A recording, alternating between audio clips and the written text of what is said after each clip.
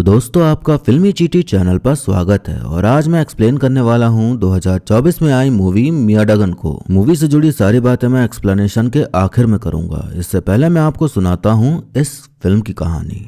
तो मूवी की शुरुआत में हम देखते हैं अरुण नाम के एक लड़के को जो कि बहुत उदास है क्योंकि उसे अपना घर छोड़कर मद्रास जाना पड़ रहा है। घर का बंटवारा हुआ तो उसके चाचा ने पूरा घर हथिया लिया, तो इस वजह से पूरे परिवार को अपना घर छोड़ना पड़ रहा था। वहां बिताए पलों को यादों में समेट कर जाना पड़ रहा था। अरुण के लिए वो घर वो शहर ही सब कुछ था, इसलिए उसे ज्यादा दुख हो रहा था यहाँ से जाने का। अरुण की एक साइकिल थी जिसे वो नहीं ले जाता, वहीं छोड़ देता है, ये कहकर कि किसी जरूरतमंद को दे देना। अब कहानी 2018 में शिफ्ट होती है जहां हम देखते हैं कि अब अरुण की अपनी फैमिली है जिसमें है उसकी पत्नी हेमा, एक बेटी जानवी और माता पिता। अरुण की कजिन भुवना की शादी होने वाली थी, तो भुवना ने खास अपने भाई अरुण को बुलाया था कि शादी में जरूर आना। उसका बहुत मन था शादी में जाने का क्योंकि बचपन में अरुण और भुवना ने एक साथ बहुत वक्त बिताया है, पर मन नहीं भी था जाने का क्योंकि वहाँ उसके चाचा लोग मिलते जिन्होंने उनका घर हथियाया था। लेकिन भुवना के लिए वो जाने को खुद को मना लेता है। शादी एक गाँव से होनी थी जहां पहुंचने के लिए उस शहर से जाना होता था जहां उसका बचपन बीता। तो अरुण को इस बात का भी डर लग रहा था कि जहां बचपन बीता वो जगह देखकर कहीं वो रो ना पड़े। अरुण ट्रेन से सफर करते हुए पहुंच जाता है उस शहर और पड़ता है रास्ते में उसका पुराना घर, जिसे देख वो रुक जाता है और उसे ही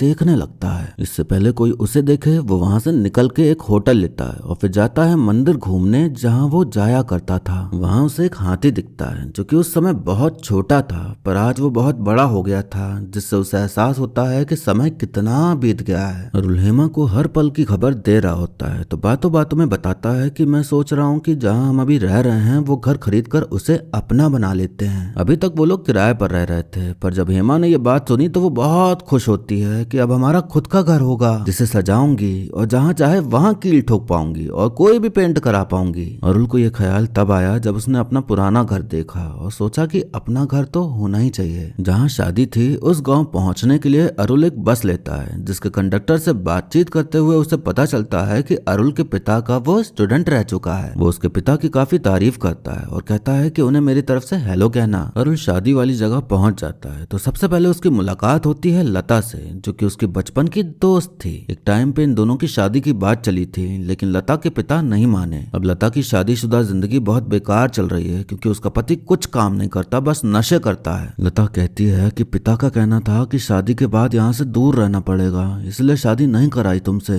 अब तो सभी के पास हूँ, पर क्या फायदा, मेरी जिंदगी तो खत्म हो ही गई ना। अब अरुण से मिलने आता है एक रिश्तेदार जो कि अरुण को बहुत अच्छे से जानता था, पर अरुण को बिल्कुल भी याद नहीं आ रहा था कि वो कौन है। पर वो कह देता है कि हाँ हाँ मैं तो जानता हूँ तुमको। जो ये रिश्तेदार है इसका नाम भी नहीं पता है अरुण को, तो हम इस एक्टर के असली नाम कार्ति से ही से बुलाएंगे। कार्ति का स्वभाव बहुत हंसमुख, बहुत चुलबुला सा है। वो हर वक्त मुस्कुराते रहता है और कुछ भी बोलने पर हिचकिचाता नहीं, बस जो मन में आता है कह देता है और बहुत ज्यादा बातें करता है। कार्ति अरुण को बहुत मानता था और उसे उसका ही इंतजार था, तो वो बहुत खुश होता है अरुण से मिलकर। कार्ति बहुत बातें कर रहा था तो अरुण बाथरूम जाने का बहाना देकर उससे पीछा छुड़ाने का सोचता है, पर कार्ति भी उसके साथ चला आता है। अब अरुण को मिलते हैं उसके सुक्कू मामा, तो दोनों को बड़ी खुशी होती है एक दूसरे से मिलकर क्योंकि कई सालों बाद वो मिल रहे थे। अरुण मामा से कार्ति के बारे में पूछने का ट्राई करता है, लेकिन मामा उसे खिलाने पिलाने में लग जाते हैं। मामा नाराजगी जताते हैं कि तुम अकेले क्यों आए, सबको लेके आना चाहिए था ना। बात ये थी कि अरुण के पिता ही नहीं आना चाहते थे, वरना पुरानी चीजें याद आती और वो लोग दिख जाते जिन्होंने उनके साथ गलत किया, तो उन्हें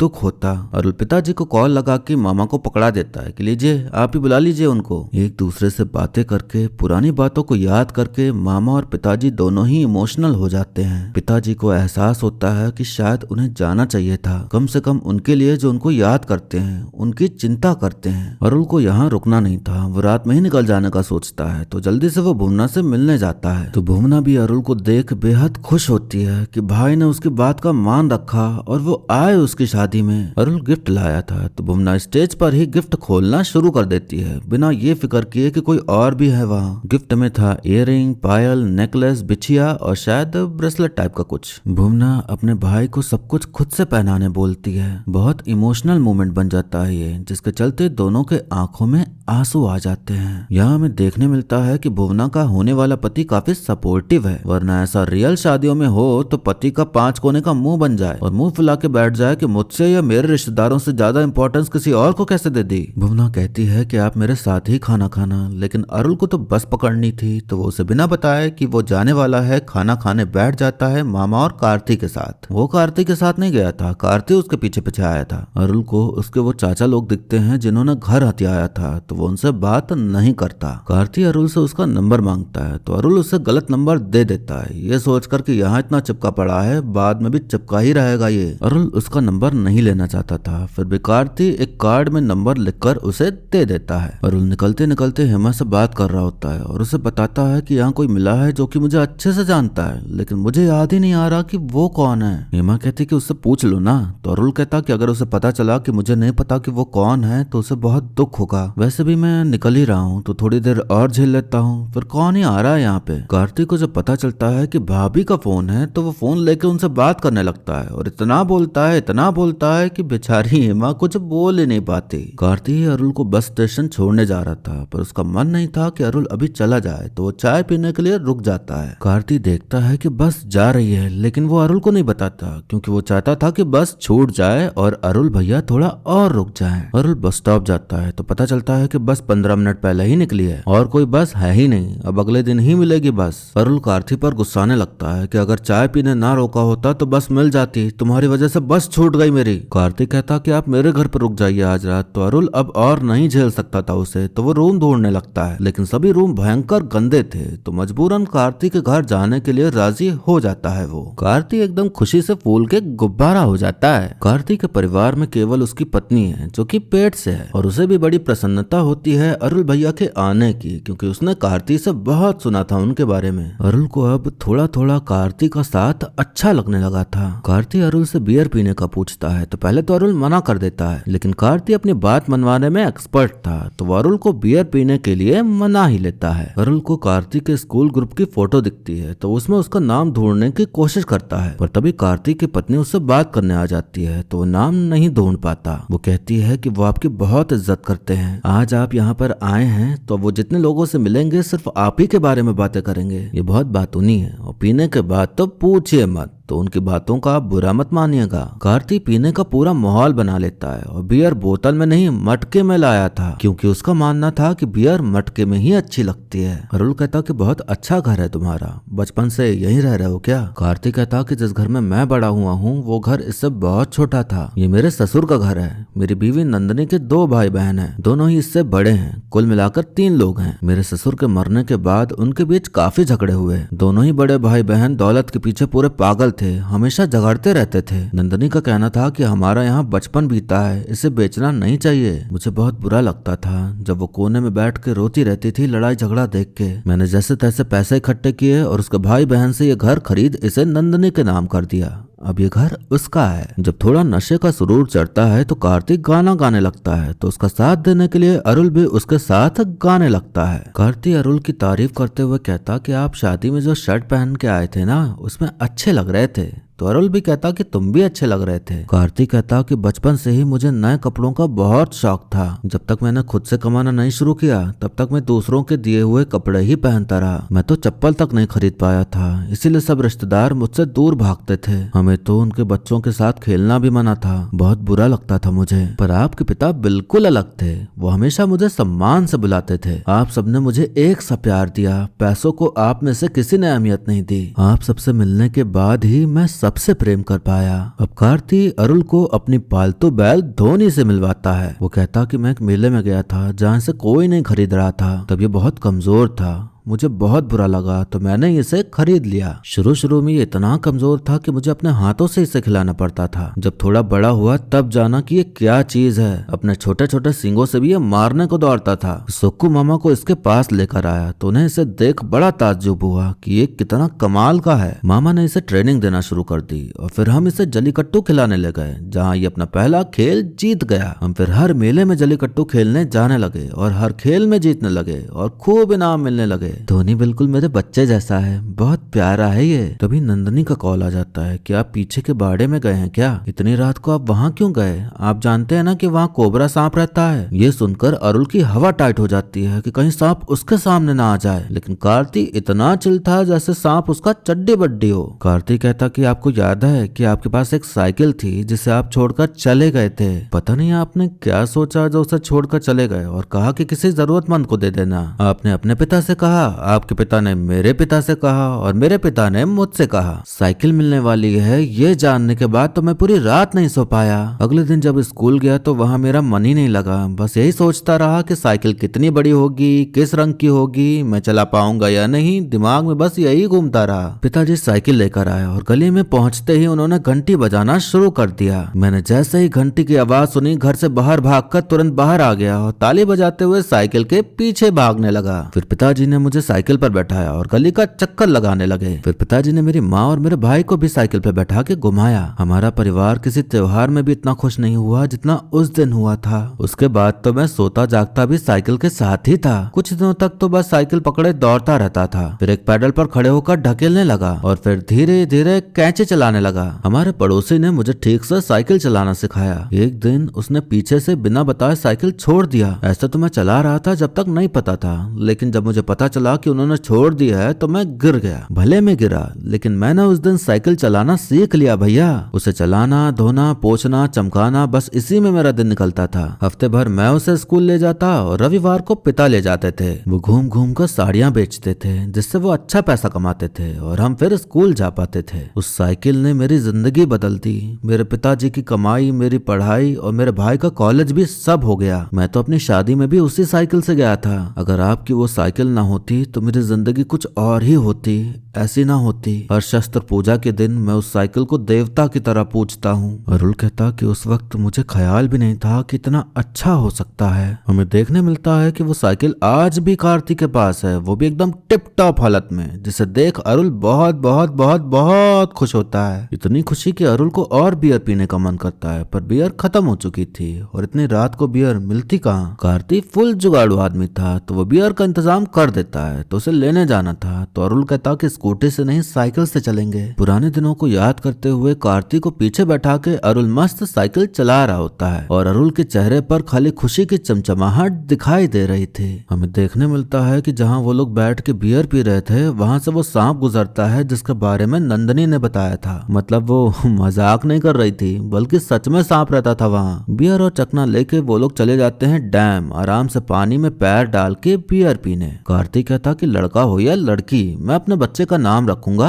अरुल मोली। यह अरुल का पूरा नाम था। कार्ती अरुल को इतना मानता था कि उसके नाम से अपने बच्चे का नाम रखने वाला था। अरुल अपने बचपन के दिनों को याद करते हुए बताता है कि मुझे उन दिनों स्कूल से घर आकर खुशी होती थी। घर पहुंचकर अंदर नहीं जाता था, गेट पर बैग लटकाकर दीवार पर चढ़कर बैठ जाता था और लोगों को देखता रहता। गली के लड़के हमारी दीवार पर विकेट बनाकर क्रिकेट खेलते थे। मैं नहीं खेलता था, मैं दीवार पर बैठ के अंपायरिंग करता था। फिर शाम को मेरी माँ एक गिलास दूध मुझे वहीं पर देती थी और प्यार से डांट के चली जाती। घर में 15 से 20 लोग बैठकर एक साथ खाना खाते थे। उस घर का कोना कोना मेरे लिए खास है। मेरा सपना था कि अपनी जिंदगी उसी घर में बिता दूं, पर किस्मत ही खराब निकली। वो घर मुझसे छीन लिया गया। मेरी दिक्कत यह है कि मैं भूल नहीं पाता, इसीलिए मेरे चेहरे से खुशी उड़ गई है। तुम्हारे लिए जितनी खास वो साइकिल है ना, उतना ही खास मेरे लिए वो घर है। और वो लोग वहां से जाने लगते हैं तो कार्तिक गलती से अरुल की चप्पल पहन लेता है। तो अरुल कहता कि पहने रहो, मैं तुम्हारी पहन लेता हूँ। कार्तिक कहता कि वाह भैया, आपकी चप्पल तो एकदम मखमल की तरह मुलायम सी है, लगी नहीं रहा जैसा कुछ पहना भी है। दोनों लोग घर जाते हैं तो कार्तिक अरुल से कहता कि आप अपने चाचा लोगों को माफ कर दीजिए जिन्होंने आपके साथ गलत किया। हम किसी का बुरा क्यों सोचें, उन्हें जो करना है वो करें। अरुल थोड़ी देर सोचता है और कहता है कि ठीक है,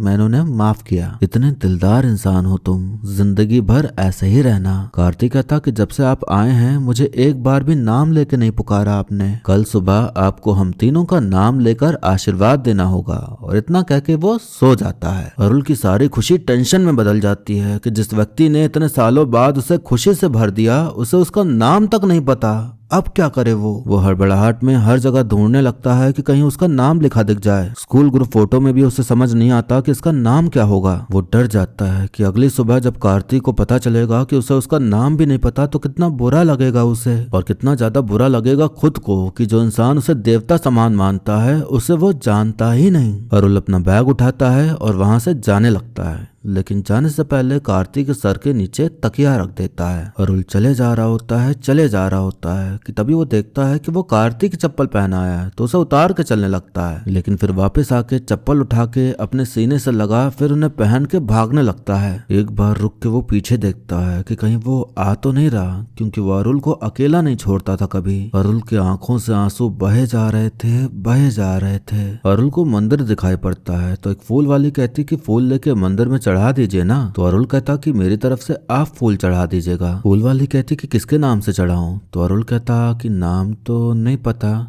भगवान के नाम पे ही चढ़ा देना। अरुल घर पहुंच जाता है पर एक भारीपन था उसके दिल में, जिसकी वजह से वो उदास सा रहता था। अरुल अब बोतल में नहीं मिट्टी के बोतल में बियर पीता है। अपनी बेटी की साइकिल देख उसे अपनी साइकिल याद आती है। हेमा उससे पूछ ही लेती है कि क्यों उदास हो इतना। तो वो बताता है कि जो आदमी मुझे मिला था वो मुझसे बहुत प्यार करता है, सिर्फ मुझसे ही नहीं दुनिया की हर चीज से प्यार करता है। उसे बीती हुई हर बात याद है। मैं अनजाने में जिस साइकिल को छोड़ आया था उसकी वो पूजा करता है। अपने बैल को भी अपने बच्चे की तरह पालता है, हर किसी से बातें करता है, चाहे पेड़ हो मछलियां हो कुछ भी। अपने बच्चे का नाम भी वो मेरे नाम पे रखेगा और मैं उसका नाम तक नहीं जानता। हेमा कहती कि उससे फोन करके पूछ लो ना। तो अरुल कहता कि अब कैसे पूछ लूं, मैंने उसके बारे में पूरी तरह गलत समझा, उसको मैं गलत नंबर दे आया, उसकी जगह बहुत ऊपर है और मेरी बहुत नीचे, उसे कॉल करने की भी हिम्मत मेरे अंदर नहीं है। ये सारी बातें अरुल की बेटी जानवी सुन रही होती है। एक दिन जानवी को वो कार्ड दिखता है जिसमें कार्तिक का नंबर लिखा हुआ था, तो वो नंबर मिला के फोन अपने पिता को पकड़ा देती है। कार्तिक अरुल भैया की आवाज सुनते ही खुश हो जाता है और कहता है कि 5 मिनट पहले मैं आप ही के बारे में बात कर रहा था। आपकी घड़ी और चप्पल यहीं रह गई थी, मैंने संभाल के रखी है। भैया आप ऐसे बिना बताए क्यों चले गए थे? मैंने आपको कॉल भी किया था पर किसी और ने कॉल उठाया। लगता है मैंने आपको बहुत परेशान किया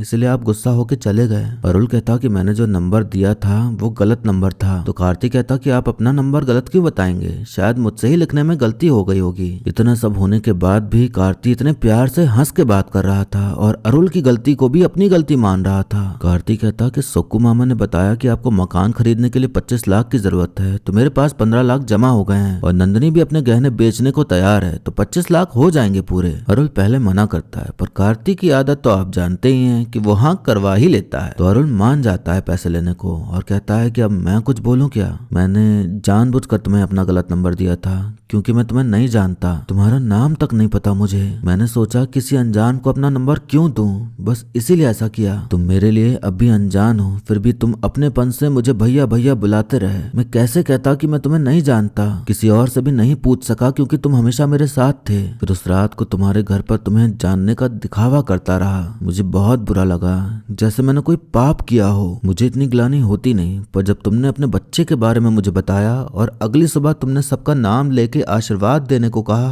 तो मैं डर गया था। इतना प्यार सह नहीं पाया, इसलिए चुपचाप वहां से निकल गया। चाहे मुझे तुम्हारा नाम ना पता हो, हमारा रिश्ता क्या है ये भी ना पता हो, पर अब तुम्हें पहचान चुका हूँ मैं। सच ये है कि तुमसे मिलकर मैंने खुद को पहचाना है। अरुल को जिसका डर था वही हुआ।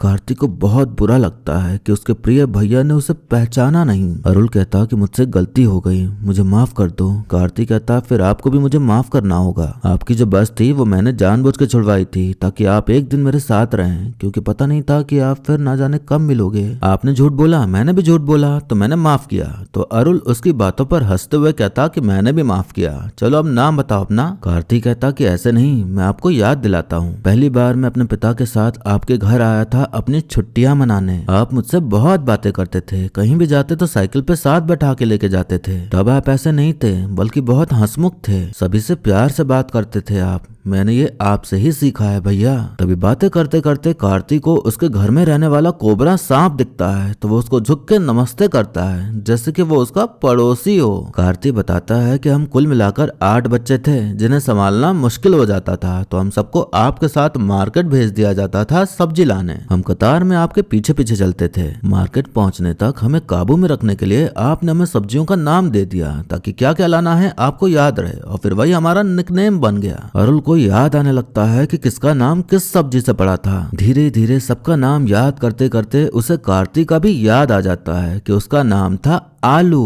कार्तिक कहता कि वो नाम तो याद आ गया जो आपने मुझे दिया था, अब चलिए मेरा असली नाम बताइए जल्दी से। अरुल को नाम याद आ गया था पर कहता कि अभी नहीं बताऊंगा, बाद में बताऊंगा। अब अरुल लेता है अपने गांव की बस और पहुंचता है पहले उस मंदिर के पास और फूल वाली से कार्तिक का नाम बोलते हुए कहता कि फूल उसके नाम का चढ़ा देना। फिर जाता है कार्तिक के घर और आलू आलू कहकर उसे बुलाने लगता है पर वो दरवाजा नहीं खोल रहा होता। अरुल उसका असली नाम कहता है कि मियां डगन दरवाजा खोलो, तो मियां डगन दरवाजा खोल देता है और उसका चेहरा खुशी से पूरा खिलखिला उठा था अपने भैया से अपना नाम सुनकर। और फिर इसी कहानी के साथ ये मूवी यहीं पर खत्म हो जाती है।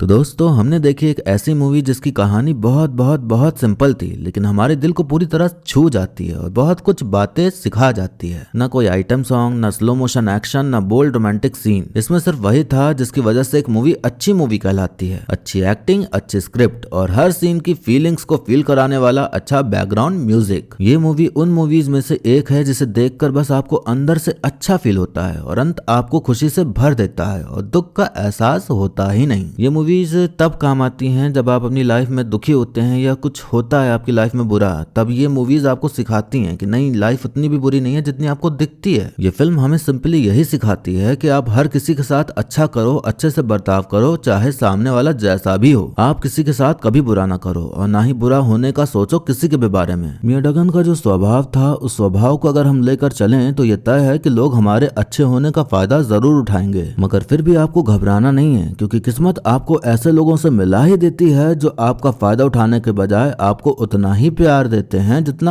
आप उनसे करते हो। कभी कभी कोई फायदा उठा जाता है पर अफसोस मनाने के बजाय आपको ये सोचना होगा कि आपकी जिंदगी में वो इंसान इसलिए आया ताकि आप ऐसे लोगों को समझकर उनसे दूर रह सकें। अगर वो इंसान कभी आता नहीं तो आपको पता ही नहीं चल पाता कि दुनिया में कैसे कैसे लोग रहते हैं और फिर कोई एक्सपीरियंस ही नहीं हो पाता आपको। कभी कभी ऐसा भी होता है कि कोई इंसान नहीं भी अच्छा है तो आपके अच्छेपन से अगले का सोचने का नजरिया बदल जाता है, ठीक वैसे ही जैसे अरुल का बदला। जिंदगी जीने का यही फंडा है कि आपके साथ कोई बुरा करे तो अगर वो माफ करने लायक है तो माफ करो और टेंशन फ्री होकर जियो। अब उस इंसान से संबंध रखना है या नहीं वो आपकी मर्जी है, आपकी समझ पर डिपेंड करता है। अरुल हमेशा उदास सा रहता था और अपने चाचा लोगों के लिए उसके दिल में नफरत थी, पर मियां डगन से मिलने के बाद उसे एहसास हुआ कि किसी ने बुरा किया तो किया लेकिन हम उसके जैसे नहीं बन सकते, हम अपना नेचर नहीं बदल सकते, वरना कभी वो दिन भी आ जाएगा कि जब आपको चाचा जैसा समझ के आपसे नफरत करने लगेगा कोई। ये फिल्म हमें उन लोगों को भी याद करने का मौका देती है जिन्होंने हमारी कभी मदद करी हो बिना अपना कोई फायदा देखे, बिना कुछ भी उम्मीद लगाए कि बदले में हमें कुछ मिलेगा। यहाँ एक और बात सोचने वाली है कि जो चीज हमारे लिए कोई मायने नहीं रखती या लगता है कि इसकी कोई जरूरत नहीं है वो किसी और के लिए बहुत मायने रखती है। ये ठीक ऐसा ही है कि हमारे पास बाइक है जो कि काफी पुरानी हो चुकी है तो हमने कार ले ली और वही चलाने लगे। कार आने के बाद बाइक रखे रखे धूल खाने लगी, उसको चलाने का मन नहीं करता। लेकिन वही पुरानी बाइक अगर कोई साइकिल वाले को दे दो तो उसके लिए वो बाइक उतनी ही नहीं होगी जितनी आपके लिए कार है। यही हमें देखने मिला कि अरुल अपनी साइकिल छोड़कर चला गया ये सोचकर कि कौन ही चलाएगा, लेकिन उसी साइकिल ने मियां डगन की जिंदगी बदल कर रख दी। यहाँ ये भी सीखने मिलता है कि आप में कोई कमी नहीं है, बस सही जगह पर नहीं हो या सही इंसान आपके साथ नहीं है जो आपकी कदर करे, जो जानता हो कि आपकी वैल्यू क्या है। एक और बात अच्छी ये लगी कि सबकी शादीशुदा जिंदगी जो दिखाई गई उसमें दिखाया कि किस तरह से एक पार्टनर आपको असल में मिलना चाहिए। हेमा जो कि भांप लेती है कि उसका पति दुखी है और उसे समझाती है। कार्तिक की पत्नी कितनी अच्छी देखने मिली, जानती है वो कि उसके पति का नेचर कैसा है, उसे वैसे ही एक्सेप्ट किया जैसा वो है, चेंज करने की कोशिश नहीं की। भुवना की जिससे शादी हो रही है वो इतना ज्यादा ग्रीन फ्लैग है कि मंडप में वो गिफ्ट्स खोलने लगी, वहीं पहनने लगी। रिश्तेदारों की लाइन लगी हुई थी लेकिन फिर भी उसने कोई आनाकानी नहीं की, उसके इमोशंस को समझा, उसका साथ दिया। कोई ऐसा साथ देने वाला मिल जाए तो क्या ही कम है। इस फिल्म से वो लोग ज्यादा कनेक्ट हो पाएंगे जो लोग ज्वाइंट फैमिली में रहे हों, जहाँ सब हंसी खुशी रहते रहे हों लेकिन किसी कारणवश सबको अलग होना पड़ा हो। फिल्म में जब भी स्टोरी टेलिंग की गई काफी अच्छे से की गई। मतलब जब मियां डगन कहानी सुनाता है, फिर चाहे वो उसके बैल धोनी की हो या उसके बचपन का कोई किस्सा हो या साइकिल की कहानी, हमें हर इमोशन फील होता है। इस फिल्म को बनाया है सी प्रेम कुमार ने। ये वही हैं जिन्होंने दिल को छू जाने वाली फिल्म 96 को बनाया है और हमें उसका पोस्टर इस फिल्म के सीन में दिखाई भी देता है। एक्टिंग की बात करें तो अरुल का रोल निभाया है अरविंद स्वामी ने। ये वही हैं जो बॉम्बे 95 फिल्म में थे। इन्होंने बहुत अच्छे से अपने रोल को निभाया है। मिया डगन का रोल निभाया है कार्ती ने, जो कि बहुत अच्छे कलाकार हैं, और इन्होंने तो अपने कैरेक्टर में अलग ही जान डाल दी है कि लगता है कि वो कार्ती नहीं मिया डगन ही है। बाकी और जितने भी सारे कलाकार हैं उन सबका काम भी बढ़िया ही देखने मिलता है। ये फिल्म आपको एक बार तो देखनी ही चाहिए। इसमें ऐसे वैसे कोई सीन भी नहीं है, तो आप इसे अपनी पूरी फैमिली के साथ भी देख सकते हैं। अब वीडियो यहीं पर खत्म होता है, लेकिन जाने से पहले आप बताइए कि आपको मूवी की कहानी और मेरा एक्सप्लेन करना कैसा लगा। आप वीडियो को लाइक या डिसलाइक करके भी अपनी प्रतिक्रिया दे सकते हैं। अगर आप मेरे और करीब आना चाहते हैं तो मुझे इंस्टाग्राम पर फॉलो कर लीजिए, वहां मैं आपको मिल जाऊंगा। बाकी मिलते हैं अब अगली वीडियो में, तब तक के लिए टाटा बाय बाय और नमस्ते।